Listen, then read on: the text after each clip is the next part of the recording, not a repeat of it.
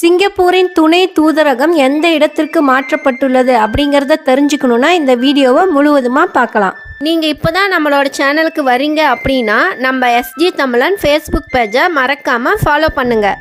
மலேசியாவின் ஜொகூர் பாருவில் உள்ள சிங்கப்பூர் துணை தூதரகம் மிட் வேலி சவுதிக்கு இடம் மாற்றப்பட்டுள்ளது. ஜொகூர் பாரு சிட்டி ஸ்கொயரில் இருந்த அலுவலகம் டிசம்பர் 9 வரை சேவைகளை வழங்கியுள்ளது.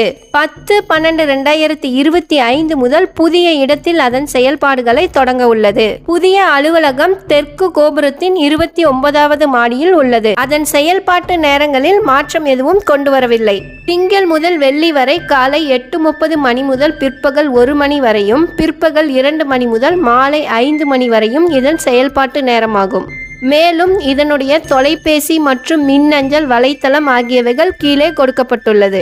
மேலும் அவசர உதவி தேவைப்படும் குடிமக்கள் இந்த எண்ணை தொடர்பு கொள்ளலாம்.